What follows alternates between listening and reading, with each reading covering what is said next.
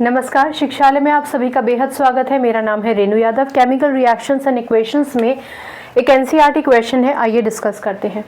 कहता है balanced chemical equation लिख दीजिए।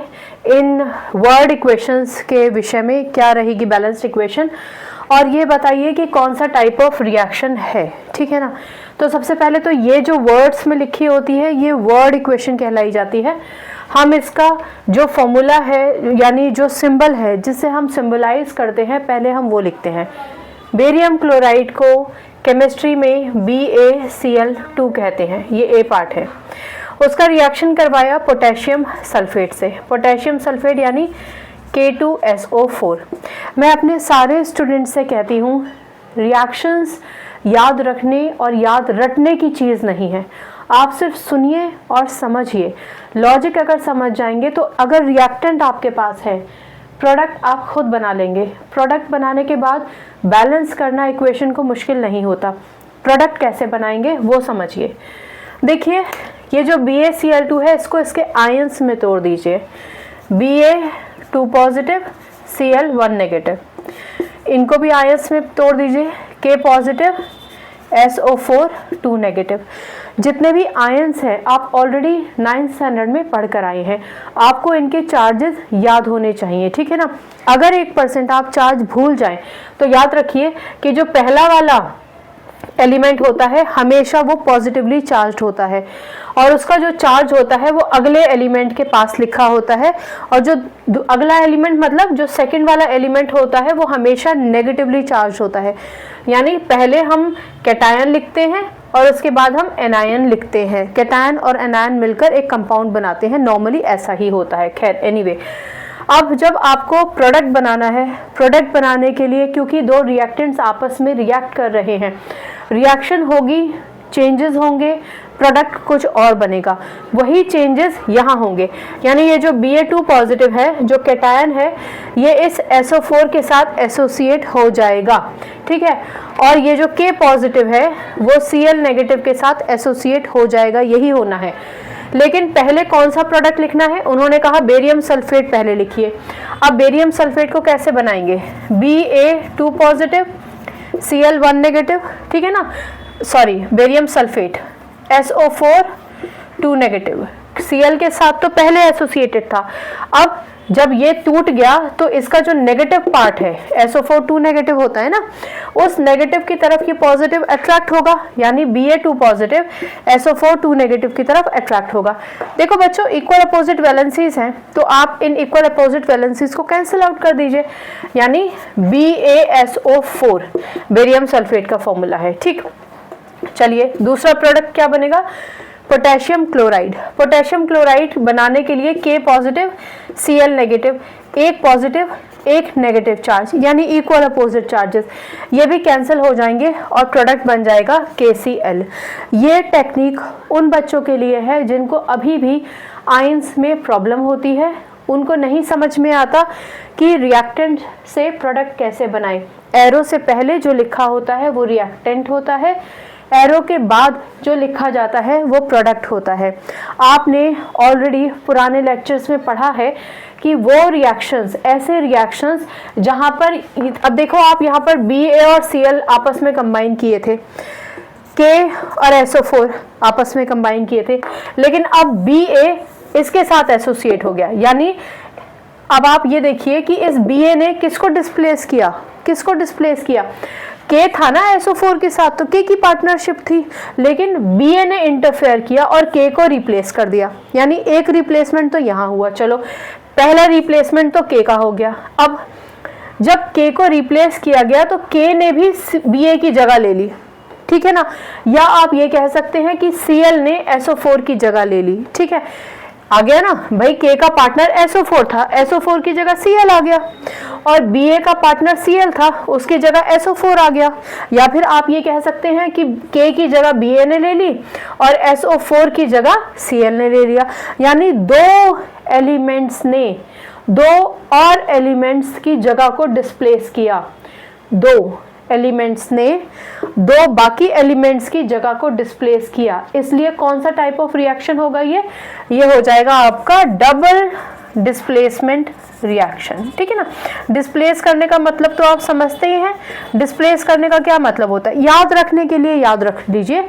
अगर आप क्लास में किसी को उसकी जगह से हटा दें और स्वयं उसकी जगह बैठ जाएं, वो डिस्प्लेसमेंट होता है। और ऐसा कब होता है, ऐसा केमिस्ट्री में तब होता है जब एक स्ट्रॉन्ग एलिमेंट एक वीक एलिमेंट को डिस्प्लेस करता है, तो हम उसे डिस्प्लेसमेंट रिएक्शन कहते हैं। इस रिएक्शन में ये दोनों आपस में जब रिएक्ट करेंगे, नॉर्मली रिएक्टेंट्स को आपस में रिएक्ट करने के बाद एक प्रोडक्ट बनाने के लिए या हम कैटलिस्ट देते हैं या हीट देते हैं या कोई और कंडीशन लगाई जाती है, ठीक है ना। कई बार रिएक्टेंट्स खुद ब खुद इतने ज़्यादा रिएक्टेड होते हैं कि वो एकदम से मिक्स हो जाते हैं और एक नया प्रोडक्ट बना देते हैं, ठीक है ना। तो ऐसी स्थिति में मैं हमेशा अपने स्टूडेंट्स को कहती हूँ कि जो भी प्रोडक्ट है, जो भी आपको यहाँ दिखाई देता है कंपाउंड नॉट प्रोडक्ट, उसको तोड़ दीजिए उसके आयंस में और आयंस को तोड़ के एक्सचेंज कर दीजिए। हमेशा एक पॉजिटिव एक नेगेटिव के साथ कंबाइन होगा, हमेशा एक नेगेटिव एक पॉजिटिव के साथ कंबाइन होगा, क्योंकि Ba पॉजिटिव था, Cl नेगेटिव था और ये दोनों पार्टनर्स थे, बढ़िया बिजनेस चल रहा था। लेकिन एक नया कंपाउंड इंट्रोड्यूस हो गया जिसकी वजह से इन्होंने अपने अपने बिजनेस पार्टनर्स बदल दिए, ठीक है ना, ताकि स्टेबिलिटी गेन कर सके, एक नया प्रोडक्ट बना सके, व्हाटएवर, ठीक है। तो केमिस्ट्री में कई कई रीजंस होते हैं। फिलहाल अगर आपको ये वर्ड इक्वेशन सॉल्व करनी है तो आप ऐसे कर सकते हैं, ठीक है। एक बार बैलेंसिंग और देख लें, बैलेंसिंग आप स्पष्ट तौर से देख सकें, इसलिए मैं इसको थोड़ा सा ठीक कर देती हूँ, ठीक है ना, ताकि आप समझ सके। ठीक, पहले जो लिखा था वही लिख लेती हूँ। BaCl2 लिखा था और लिखा था K2SO4। कभी भी आपसे अगर बैलेंस्ड इक्वेशन ना भी पूछी जाए तभी भी आपको हमेशा बैलेंस्ड इक्वेशन ही लिखनी है। चलो, Ba कितना है, एक Ba, ठीक है। Cl कितने थे, 2, यहाँ Cl कितना है, 1। K कितना है, यहाँ 2, यहाँ K कितना है, 1, यानी यहाँ पर तो 2 लगाना ही पड़ेगा। K कितने हो गए, 2, K यहाँ थे 2, यानी पोटेशियम। क्लोरीन कितने हो गए, अब ऑफ कोर्स ये जो वैल्यू है ये सिर्फ K के लिए नहीं है, Cl के लिए भी है, यानी Cl भी हो गए 2 और यहाँ Cl थे 2। चलो, Cl तो हो गया हमारा, K भी हो गया। Ba 1 था, 1 है। SO4 टोटल SO4 यानी सल्फेट का एक ही ग्रुप था, एक ही ग्रुप यहाँ है। आप चाहे तो इसको तोड़ के भी देख सकते हैं, S1 है, S1 है, O4 है, O4 है, ऐसे भी आप तोड़ के देख सकते हैं अगर ब्रैकेट्स में नहीं लिखा है तो, ठीक है। तो ये हो गई हमारी बैलेंस्ड इक्वेशन, ठीक है। ये एक छोटा सा लेक्चर है एक पर्टिकुलर वर्ड इक्वेशन की। इस क्वेश्चन में 4 वर्ड इक्वेशन थे, ठीक है। मैंने 2 वर्ड इक्वेशन लिए हैं, 2 वर्ड इक्वेशन नेक्स्ट लेक्चर में बताऊंगी। आइए अब हम दूसरे लेक्चर की बात करते हैं, दूसरे इक्वेशन की बात करते हैं। इसको मैं यहाँ से हटा देती हूँ, ठीक है। डबल डिस्प्लेसमेंट याद रखिएगा, केमिस्ट्री रट्टाफिकेशन का सब्जेक्ट है ही नहीं, कॉन्सेप्ट सुनो। जिंक कार्बोनेट, जिंक कार्बोनेट का फॉर्मूला होता है ZnCO3। टूटता है जिंक ऑक्साइड और कार्बन डाइऑक्साइड में। अब इसको कैसे याद रखेंगे, देखो हमेशा याद रखिए, रिएक्टेंट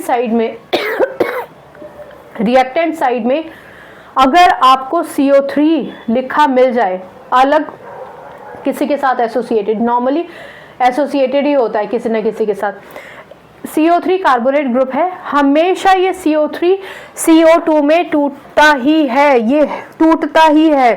रिएक्टेंट से प्रोडक्ट जाने में CO3 CO2 में ही कन्वर्ट हो जाता है मैक्सिमम। चलिए, अब अगर आप देखें तो कार्बन कितना था, 1, और ऑक्सीजन कितने थे, 3। अब CO2 तो वहां चला गया, यानी आपके पास CO3 में से CO2 तो चला ही गया, उस तरफ चला गया, ये रहा CO2 बना लिया। तो बचा क्या, हमारे पास बचा Zn और O, ठीक है। तो ये बन जाएंगे ZnO। क्लियर, कैसे याद रखेंगे, Zn जो है वो 2 पॉजिटिव होता है, O भी होता है 2 नेगेटिव, यानी ये जो Zn है ये 2 पॉजिटिव होता है और O 2 नेगेटिव होता है। इक्वल अपोजिट वैलेंसीज होती हैं, वैलेंसीज कैंसिल हो जाएंगी, प्रोडक्ट बन जाएगा ZnO, ठीक है ना। CO3 अगर यहाँ इधर रिएक्टेंट साइड में है तो उधर CO2 में ही नॉर्मली टूट के पहुंच जाता है। चलो ठीक है, अब एक बार देख लें कि ये बैलेंस है या नहीं। Zn 1 है, Zn 1 है, कार्बन यहाँ 1 है, कार्बन यहाँ 1 है।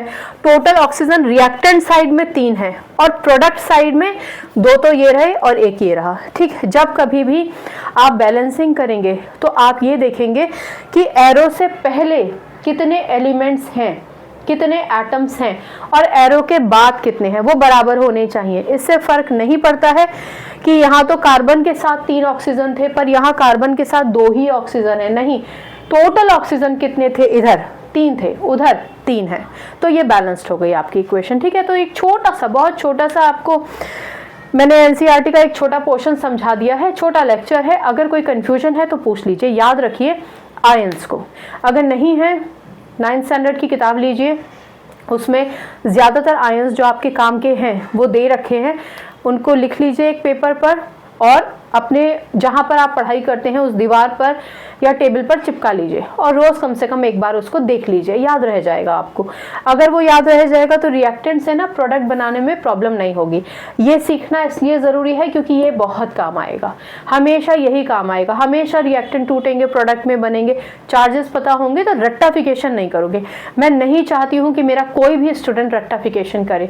इस चैनल को बनाने का पर्पस ही ये है कि बच्चे केमिस्ट्री से इतना दूर भागते हैं, वो क्यों भागते हैं, वो जो बेसिक चीज़ें हैं ना छूट जाती हैं, वो नहीं बच्चे छू पाते हैं, उनको याद नहीं रख पाते, इसलिए है। तो प्लीज़ आप इस चैनल का बनाना सार्थक कीजिए। अगर डाउट है तो प्लीज़ पूछिए, मैं आपको रिक्वेस्ट कर रही हूँ कि आप पूछिए। अगर आपको डाउट है तो मैं उसको क्लैरिफाई करूँगी। आपका एग्जामिनेशन, आपका उसमें अच्छी तरीके से एग्ज़ाम लिख कर आना मेरे लिए बहुत ज़्यादा ज़रूरी है, मेरे लिए भी और हर एक टीचर के लिए ज़रूरी होता है, इसलिए डाउट पूछिए। ठीक है, बाकी केमिस्ट्री से अपनी केमिस्ट्री अच्छी बनाइए, शिक्षा ले आइए। अगली बार मिलने तक अपना ख्याल रखिए। नमस्कार।